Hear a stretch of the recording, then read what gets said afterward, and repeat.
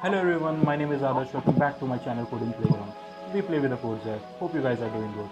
So in today's video, I'm gonna talk about how to be a data scientist. तो अगर देखा जाए कि आजकल की जितनी भी टॉप कंपनीज हैं जैसे कि गूगल हो गई, फेसबुक हो गई, उनके अगर मीडिया आर्टिकल्स आप लोग देख लें, जॉब पोस्टिंग को देख लें या उनके इंटरव्यूज़ की डिटेल्स को देख लें, तो सब जगह सबसे ज़्यादा यूज़ होने वाले वर्ड्स हैं data science and artificial intelligence. तो गाइज़ अगर आप लोग ये वीडियो देख रहे हैं तो आप लोग भी जानना चाहते होंगे कि डेटा साइंटिस्ट कैसे बना जाए। तो गाइज़ अगर देखा जाए कि 2012 में हार्वर्ड बिजनेस ने डेटा साइंटिस्ट को sexiest job of the century का खिताब दिया था। तो गाइज़ इससे हुआ ये कि जितने भी कॉलेज स्टूडेंट हो गए या फिर सॉफ्टवेयर प्रोफेशनल हो गए उनके लिए एक बहुत ही लुक्रेटिव करियर ऑप्शन हो गया डेटा साइंटिस्ट का। तो गाइज़ अगर बात करें कि डेटा साइंटिस्ट कैसे बना जाता है, उससे पहले मैं बात करना चाहूँगा, क्या डेटा साइंटिस्ट बनना इतना आसान है? नहीं गाइस, डेटा साइंस एक इजी फील्ड नहीं है, क्योंकि डेटा साइंस को पढ़ने के लिए हम लोग के पास पहले से बहुत सारे एरिया की नॉलेज होनी चाहिए। अगर हम लोग बात करें कि एक इंसान के अंदर कौन कौन सी नॉलेज होनी चाहिए, तो प्रोग्रामिंग स्किल्स हो गई, मैथमेटिक्स हो गई, and one of the most important thing is love for the data. Yes, love for the data have very good chances to become a data scientist. Means आपको data से प्यार करना होगा, आप कभी भी डेटा को देख के बोर ना हो, क्योंकि डेटा साइंटिस्ट हर समय डेटा से घिरा रहता है। सो गाइस, इस वीडियो में मैंने ऑलमोस्ट सभी चीज़ें कवर करने की कोशिश की है जो कि आपको डेटा साइंटिस्ट बनने के सबसे एक इफ़ेक्टिव और सबसे एफिशिएंट तरीका दिखाएगा, जिससे कि आप डेटा साइंटिस्ट बहुत जल्दी बन जाएं। सो गाइस, अगर हम लोग बात करें कि डेटा साइंस होती क्या है, तो डेटा साइंस का यूज़ करते हैं हम लोग डेटा के अंदर मीनिंगफुल इन्फॉर्मेशन को एक्सट्रैक्ट करने के लिए। मीन्स अगर हम नॉर्मली डेटा देखेंगे तो वो सिर्फ एक न्यूमेरिक डेटा होगा, टेक्स्ट डेटा होगा या किसी अदर फॉर्मेट का डेटा होगा। बट डेटा साइंस का यूज़ करके उस डेटा में से हम लोग मीनिंगफुल इन्फॉर्मेशन निकाल सकते हैं। और वो मीनिंगफुल इन्फॉर्मेशन हम लोग निकालते कैसे हैं? हम लोग यूज़ करते हैं कॉम्प्लेक्स एल्गोरिथम का यूज़ कर लेते हैं, कभी कभी हम लोग मशीन लर्निंग प्रोसेस का यूज़ कर लेते हैं, मैथमेटिक्स का यूज़ कर लेते हैं, स्टैटिस्टिक्स का यूज़ कर लेते हैं, and even programming and technologies का भी यूज़ करते हैं। सो गाइस, अगर मैंने इतनी सारी चीज़ें बताई, ये बहुत ज़्यादा थी। तो अगर हम लोग एग्जाम्पल देखें कि डेटा साइंस को एक्चुअली यूज़ कैसे किया जाता है और कौन कौन सी कंपनीज डेटा साइंस को यूज़ कर रही हैं, तो अगर हम लोग एग्जाम्पल लेते हैं दो बड़ी कंपनीज़ का, जैसे कि ऊबर हो गई, गूगल हो गई, वो लोग डेटा साइंस का यूज़ कर रहे हैं जिससे कि वो एक ड्राइवरलेस कार बना सके। और अगर जैसे आपके फ़ोन में एप्लीकेशन पड़ी रहती हैं अमेज़न और फ्लिपकार्ट, वो कुकीज़ का यूज़ करके कुकीज़ का डेटा उठा के आपके पर्सनल इन्फॉर्मेशन, जैसे आपकी एज हो गई, आपके लोकेशन हो गई, आपकी सेक्स हो गया, जिससे कि वो अपने शॉपिंग एक्सपीरियंस को इम्प्रूव करते हैं। उनके जितने भी रिकमेंडेशन सिस्टम होते हैं वो आप ही का पर्सनल डेटा को यूज़ करके आपको प्रोडक्ट को रिकमेंड करते हैं। जैसे कि आपने अमेज़न के ऊपर कभी भी देखा होगा कि मान लीजिए आपने कोई ईयरफोन सर्च किया, आपने कभी कोई प्रोडक्ट सर्च किया, तो मान लीजिए आप फेसबुक चला रहे हैं तो वहाँ पे उसी डेटा का, मीन्स उसी प्रोडक्ट का आपको ऐड दिखेगा। तो guys, businesses basically data science का यूज़ करके अपने बिजनेस को स्मार्ट बना रही हैं, जिससे कि वो एक ऐसा डिसीजन ले सकें जो कि किसी फैक्ट के ऊपर डिपेंड करे। मीन्स कोई फैक्ट्स होंगे तभी वो कोई डिसीजन लेंगे, जिससे कि उनके जो कॉस्ट होते हैं वो रिड्यूस हो जाते हैं, और जो भी उनके कंपटीशन में जितनी भी कंपनीज होती हैं उनसे अच्छे से compete कर सकते हैं। तो गाइज़, जैसे कि मैंने इतनी सारी चीज़ें बताई, बट ये सब कैसे होता है, क्योंकि जो डेटा होता है वो तो रैंडम और अनस्ट्रक्चर्ड होता है। तो कैसे वो एक रैंडम और अनस्ट्रक्चर्ड डेटा से डेटा एक ऐसा निकालते हैं जो कि मीनिंगफुल होता है। तो गाइज़, यहीं पे काम आता है डेटा साइंटिस्ट का। सो गाइज़, अब हम लोग बात करते हैं कि डेटा साइंटिस्ट कौन होते हैं और वो करते क्या हैं। तो जैसे कि मैंने बताया होगा कि डेटा साइंटिस्ट कितनी सारी चीज़ें करते हैं, तो ये सब बहुत सारी चीज़ें हैं। तो इससे कन्फ्यूज़न बनती है, क्या डेटा साइंटिस्ट एक मैथमेटिशियन होता है, या एक सॉफ्टवेयर इंजीनियर होता है, या फिर एक ऐसा इंसान होता है जिसके पास नॉलेज होती है स्टैटिस्टिक्स की। जैसे कि सब लोग आजकल कहते हैं कि मशीन लर्निंग या डेटा साइंस को पढ़ने से पहले आपके पास स्टैट्स की अच्छी सी नॉलेज होनी चाहिए। यस गाइस, आपके पास स्टैट्स और मैथमेटिक्स की अच्छी नॉलेज होनी चाहिए, क्योंकि data science is all about maths and stats. So guys, अगर अब हम लोग देखें कि डेटा साइंटिस्ट करते क्या है, तो सबसे पहले चीज़ जो डेटा साइंटिस्ट हमेशा करता है कि वो एक डेटा रिलेटेड एक ऐसी प्रॉब्लम ढूंढता है कंपनी की, जिसको सॉल्व करने के बाद तो डेफिनेटली कंपनी की ग्रोथ होगी या कंपनी की सक्सेस पे एक पॉजिटिव इम्पैक्ट डालेगा। नेक्स्ट थिंग, वो लोग डेटा को क्लीन करते हैं, कलेक्ट करते हैं, ट्रांसफॉर्म करते हैं और प्रोसेस करते हैं, जिससे कि स्ट्रक्चर्ड और अनस्ट्रक्चर्ड डेटा जो कि उन्होंने डिफरेंट सोर्सेज से कलेक्ट किया है वो मीनिंगफुल इन्फॉर्मेशन उनको दे सके। देन वो लोग स्टैटिस्टिकल मॉडल या फिर कभी कभी मशीन लर्निंग मॉडल का भी यूज़ करते हैं जिससे कि वो इन डेप्थ एनालिसिस कर सकें प्रोसेस डेटा की। नेक्स्ट थिंग, जब डेटा प्रोसेस हो चुका है तो उसके अंदर से वो पैटर्न्स को आइडेंटिफाई करते हैं और जिससे कि वो कंपनी की ग्रोथ में उसको यूज़ कर सकें। जब वो ये सब चीज़ें कर लेते हैं तब उन लोग का काम होता है कि जितने भी स्टेक होल्डर्स होते हैं उनको अपनी जो डिस्कवरीज उन्होंने डेटा से मीनिंगफुल इन्फॉर्मेशन निकाली है उनको बताते हैं, जिससे कि वो अब जितनी भी उनकी डिस्कवरीज हैं उनको एक कॉम्प्रहेंसिबल वे में स्टेक होल्डर को समझा सकें। सो गाइस, इससे ये समझ में आता है कि एक जो डेटा साइंटिस्ट होता है वो एक अच्छा स्टोरी टेलर भी होता है। मीन्स उसने जो भी अपनी चीज़ें ढूंढी है, मीन्स एनालिसिस करके उसने जो भी अपनी फाइंडिंग्स और पैटर्न्स को ढूंढा है वो एक इंसान को समझा सके, जिससे वो भी एक समझ सके कि क्या क्या चीज़ें तुमने ढूंढी हैं और वो दूसरा बंदा भी समझ सके।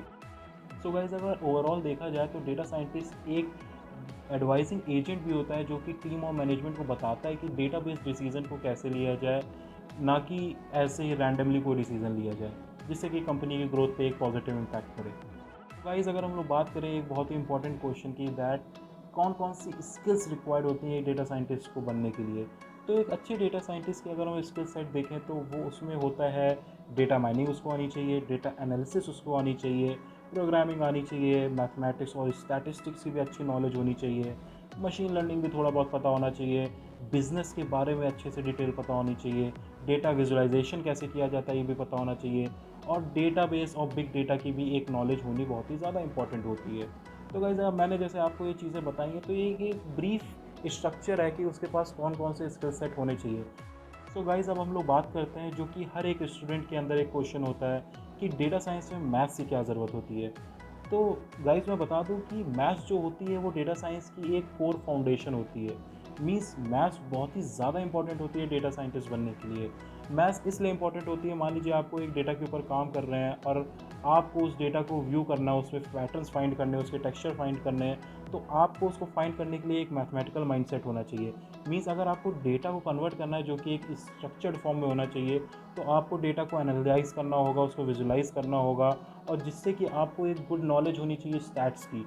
स्टैट्स बेसिकली क्या करता है, मीन्स आपको हिस्टोग्राम प्लॉट करना हो, आपको ग्राफ्स प्लॉट करने हो, आपको मान लीजिए मीन मीडियन मोड निकालना हो, तो गाइज ये सब बहुत ज़्यादा इंपॉर्टेंट होता है एक डेटा से एक मीनिंगफुल इन्फॉर्मेशन निकालने के लिए। मीन्स अगर बेसिक नॉलेज देखें तो बेसिक में डेटा साइंटिस्ट बनने के लिए मैथ्स बहुत ज़्यादा इंपॉर्टेंट होगी। तभी हम लोग कहते हैं mathematics is the core foundation of the data science. तो गाइज, इसीलिए मैथ्स बहुत ज़्यादा इंपॉर्टेंट होती है डेटा साइंस को पढ़ने के लिए। सो गाइज, हम लोग बात करेंगे कि प्रोग्रामिंग की क्या ज़रूरत होती है एक डेटा साइंटिस्ट बनने के लिए। तो गाइज, प्रोग्रामिंग की इसलिए ज़रूरत होती है कि मान लीजिए आपके पास एक अनस्ट्रक्चर्ड डेटा है, तो आपको उसको स्ट्रक्चर्ड डेटा में कन्वर्ट करने के लिए बहुत सारे डेटा पे मैनिपुलेशन करना पड़ेगा। मीन्स आपको डेटा को कन्वर्ट करना पड़ेगा, तो तभी एक डेटा साइंटिस्ट को कोड करने की भी नॉलेज होनी चाहिए, क्योंकि उसको डेटा को क्लीन करना होता है, ऑर्गेनाइज करना होता है, जिससे कि एक अनस्ट्रक्चर्ड डेटा एक स्ट्रक्चर्ड डेटा हो जाए। तो अगर बात करें कि कौन कौन सी लैंग्वेजेस आप पढ़ सकते हैं जिससे कि आप डेटा साइंस में और आगे बढ़ सकें, तो भाई इसमें अगर हम बात करें सबसे हाइप पे कौन सी लैंग्वेज है, तो सबसे हाइप पे दो लैंग्वेज हैं, एक हो गई पाइथन, एक हो गई आर। और अदर भी लैंग्वेजेस हैं, जैसे मान लीजिए आप सास पढ़ लीजिए, पर्ल पढ़ लीजिए, जूलिया पढ़ लीजिए, या आप एसक्यूएल पढ़ लीजिए, नो एसक्यूएल पढ़ लीजिए। तो गाइस बहुत सारी लैंग्वेजेस हैं जिससे कि आप डेटा साइंस को पढ़ सकते हैं। और आप ट्रस्ट कीजिए, अगर आपको डेटा साइंस के लिए पैशनेट होना है तो आपके पास एक अच्छी कमांड होनी चाहिए प्रोग्रामिंग के ऊपर, तभी आप इस फील्ड में एक अच्छी सक्सेस पा सकेंगे कम टाइम में। सो गाइज, अब हम लोग बात करेंगे कि आपके पास डेटा स्किल्स कौन कौन सी होनी चाहिए। डेटा स्किल्स मीन्स आपके पास कौन कौन से डेटाबेस की नॉलेज होनी चाहिए। तो एक डेटा साइंटिस्ट क्या करता है, वो डेटाबेस को एक्सेस करता है, मैनिपुलेट करता है और उस डेटा को स्टोर करता रहता है पूरे टाइम। सो गाइज, आपको अगर डेटा साइंटिस्ट बनना है तो relational database such as MySQL, और अगर आप देखें कि आपको नो एसक्यूएल की भी एक अच्छी नॉलेज होनी चाहिए। नो एसक्यूएल जैसे आपका मोंगो डीबी हो गया, और इन सब डेटाबेसेस का यूज़ करके आप एक अच्छे डेटा साइंटिस्ट भी बन सकते हैं। सो गाइस, अब हम लोग बात करेंगे कि डेटा रैंगलिंग और डेटा विजुअलाइजेशन क्या होता है। तो guys, data munging and data wrangling is a process of transforming the raw data into another form by making it more convenient to understand and use. Means आपको data wrangling के जरिए आप एक raw data को एक meaningful data में convert कर सकते हैं, जिससे कि वो आसानी से समझा जा सके या यूज़ किया जा सके। अब अगर हम लोग बात करते हैं डेटा विजुअलाइजेशन क्या होता है, तो गाइस डेटा विजुअलाइजेशन क्या करता है कि आप जो भी डेटा होते हैं उसको प्लॉट कर सकते हैं, उसको एक विजुअल रिप्रेजेंटेशन में कन्वर्ट कर सकते हैं, जिससे कि आप उसके ऊपर एक स्टैटिस्टिकल एनालिसिस कर सकें और आप ग्राफ्स को देख के समझ सकें कि डेटा में ट्रेंड्स क्या हैं, डेटा में कोरिलेशंस क्या हैं, डेटा में आउटलायर्स क्या क्या हैं। तो गाइज़ अब हम लोग बात करते हैं कि जो सबसे इम्पॉर्टेंट क्वेश्चन है जिसके लिए आप ये वीडियो भी देख रहे हैं कि डेटा साइंटिस्ट बना कैसे जाए। तो अगर हम लोग देखें कि डेटा साइंटिस्ट बनने के लिए सबसे इम्पॉर्टेंट क्या है, तो सबसे पहले मैंने आपको इस वीडियो में जितनी सारी स्किल्स बताई हैं आप अच्छे से उसको प्रैक्टिस कर लीजिए। Now the next thing is apply those skills. Means आपने जब ये सारी स्किल्स पढ़ ली हैं तो अब आपको थोड़े हाथ को गंदा करना पड़ेगा। मीन्स हाथ को गंदे करने का मीन्स आपकी जो भी स्किल्स हैं आप उसको कहीं पे प्रोजेक्ट्स बना के उसको आप परफॉर्म करें। मीन्स आप कैगल की वेबसाइट पे जा सकते हैं। कैगल की एक ऐसी वेबसाइट है जो आपको डेटा भी देगा और इवन आपको रियल वर्ल्ड डेटा देगा, जिससे कि आप प्रोजेक्ट्स बना सकें या आप कंपटीशन लड़ सकें। और गाइस कैगल पे कोडिंग इतनी ज़्यादा इंपॉर्टेंट होती है, या मैं कह सकते हैं कि आप कैगल पे एक तरीके से आप कोड करके अगर आप मान लीजिए आपने एक भी कंपटीशन जीत लिया है उसके ऊपर, तो गाइज़ वो आपके एक्सपीरियंस में इंक्लूड हो जाता है। मीन्स कैगल एक डेटा साइंटिस्ट के लिए बहुत ही ज़्यादा इंपॉर्टेंट चीज़ है। अगर आप डेटा साइंस की फील्ड में इंटर होना चाहते हैं तो गाइज़ कैगल के ऊपर कॉम्पिटिशन्स को ऑप्ट करना शुरू कर दीजिए। Now the next thing is get the real world projects. Means आपको जो अभी तक आपने जैसे कैगल पे भी कोड कर लिया होगा और आपने बहुत सारे अलग प्रोजेक्ट्स भी बना लिए होंगे। नाउ अब एक सबसे ज़्यादा इंपॉर्टेंट चीज़ होती है कि आप रियल वर्ल्ड डेटा का यूज़ करके आप कोई प्रोजेक्ट बनाएं, जिससे कि आप कंपनी में जब अप्लाई करते हैं, जब कंपनी भी देखती है आपने रियल वर्ल्ड डेटा के ऊपर काम किया हुआ है, तो आपकी एक रिज्यूमे, आपकी सीवी का बहुत ज़्यादा इम्पैक्ट पड़ता है। मीन्स जो ये एक प्रोफेशनल है इसको एक अच्छी नॉलेज है डेटा साइंस की। तो गाइज़ रियल वर्ल्ड प्रोजेक्ट्स के ऊपर ज़रूर काम करें। अगर मान लीजिए आप एक स्टूडेंट हैं तो आप जैसे बड़ी कंपनीज़ या स्टार्टअप देख लीजिए। अगर आप बड़ी कंपनीज़ देख रहे हैं जैसे अमेज़न होगी, तो वो भी डेटा साइंस की इंटर्नशिप प्रोवाइड करता है पूरे साल। तो आप डेटा साइंस की इंटर्नशिप लेना इतना ज़्यादा कठिन नहीं होता है, बस आपको अच्छे अच्छे प्रोजेक्ट्स के ऊपर काम करना पड़ेगा, आपको रियल वर्ल्ड डेटा के ऊपर काम करना होगा और आपके पास हैंड्स ऑन एक्सपीरियंस होना चाहिए, जिससे कि आप डेटा साइंस के इंटर्नशिप को ईजिली क्रैक कर सकें। तो गाइज़ अगर आप देखें कि डेटा साइंस की जॉब पाना इतना भी कठिन नहीं है अगर आपके पास इतनी सारी नॉलेज है। अगर आपके पास ये सारी नॉलेज है तो डोंट वरी, आप बहुत ही जल्दी डेटा साइंटिस्ट बन जाएंगे और आपका जो ग्रोथ होगा वो एक्सपोनेंशियल मैनर में बढ़ेगा डे बाय डे। तो गाइज़ अगर हम लोग इस वीडियो को रैप अप करें तो अगर मैं कहना चाहूँगा कि data scientist as a career एक बहुत अच्छा ऑप्शन है, जो कि इंटरेस्टिंग भी है और एज वेल एज रिवॉर्डिंग भी है। और डेटा साइंटिस्ट की आगे की फ्यूचर में बहुत ही ज़्यादा डिमांड होने वाली है। मीन्स बहुत ही ज़्यादा आपके पास जॉब के अपॉर्चुनिटीज़ हो जाएंगी अगर आप डेटा साइंटिस्ट बनना चाहते हैं। कुछ और भी इंपॉर्टेंट फैक्टर्स हैं जिनको मैं मेंशन करना चाहूँगा कि आप जब जैसे डेटा साइंटिस्ट के ऊपर बहुत सारे लोग काम करना चाहते हैं, मीन्स बहुत सारे लोग डेटा साइंटिस्ट बनना चाहते हैं, तो आपको उस भीड़ से अलग कैसे करेंगे। तो गाइस उस भीड़ से अगर आपको अलग होना है तो सबसे पहले आप प्रोजेक्ट्स करिए, इंटर्नशिप करिए जो कि डेटा साइंटिस्ट के फील्ड में हो। मीन्स डेटा साइंस के प्रोजेक्ट आपको उठाने होंगे, डेटा साइंस की इंटर्नशिप्स करनी होंगी, जिससे कि आप क्राउड से बाहर दिखें। मीन्स कोई अगर आपने 100 लोगों ने एक कंपनी में रिज्यूमे डाला है तो उसमें आपकी रिज्यूमे अलग से दिखनी चाहिए इंटरव्यूअर को। Now the next thing is कि आपने एक ऐसी वेबसाइट बना लीजिए या आप एक ऐसा कोई पोर्टल बना लीजिए जिसके ऊपर आपने प्रोजेक्ट्स को, आप अपनी इंटर्नशिप्स को या अपनी जितनी भी अचीवमेंट हो सबको रिप्रेजेंट कर सकें। क्योंकि गाइस एक डेटा साइंटिस्ट, मैंने जैसे कि बताया, एक अच्छा स्टोरी टेलर होता है और उसकी कम्युनिकेशन स्किल्स बहुत ही ज़्यादा इंपॉर्टेंट करती हैं। तो गाइज़ आपको अपनी ये सारी स्किल्स को दिखाना होगा कहीं पे, जिससे कि रिक्रूटर ईजिली समझ ले कि now he is the person who can do this. Third point is that I wanted to discuss is grow your network. Means आप अपने नेटवर्क को ग्रो कीजिए।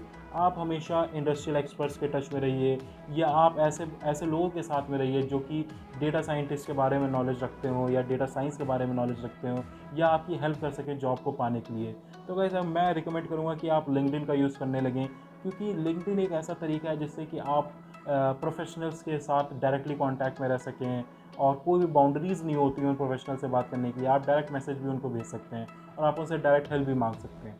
सो गाइज़ अगर हम लोग अब बात करें कि डेटा साइंटिस्ट बनना चैलेंजिंग भी है और अगर ये सारी नॉलेज आपके पास हो जाए तो आसान भी है। मीन्स अगर आपको शॉर्ट टर्म गोल चाहिए तो आप थोड़ी बहुत नॉलेज मैथ्स की ले लें और थोड़ी बहुत नॉलेज थोड़ी बहुत प्रोग्रामिंग की ले लें, तो इससे भी आपका काम चल जाएगा, लेकिन वो सिर्फ एक आपको शॉर्ट टर्म की सक्सेस दिलाएगा। लेकिन आपको लॉन्ग टर्म पे सक्सेस चाहिए तो guys you need to really build a strong foundation knowledge of this domain. Means आपको एक अच्छी नॉलेज को बिल्ड करना पड़ेगा जिससे कि आप इस इस लाइन में अच्छी ग्रोथ कर सकें। तो गाइज़ जो भी डेटा साइंटिस्ट बनना चाहते हैं और जो भी ये वीडियो देख रहे हैं उनके लिए ऑल द बेस्ट, और ऐसे ही ग्रो करते रहिए और ऐसे ही आप अपनी स्किल्स को मेंटेन करते रहिए। Thank you guys. और अगर गाइज़ आपको ये वीडियो अच्छा लगा हो या इस वीडियो में आपको कुछ भी एक नॉलेजफुल चीज़ें आपको समझ में आई हों, तो गाइज़ इस वीडियो को लाइक ज़रूर कर दीजिएगा, इस वीडियो को शेयर ज़रूर कर दीजिएगा जो कि भी डेटा साइंटिस्ट बनना चाहते हैं या जिनके लिए भी ये वीडियो यूज़फुल हो। और guys thank you for your support, you all guys are amazing. Thank you guys.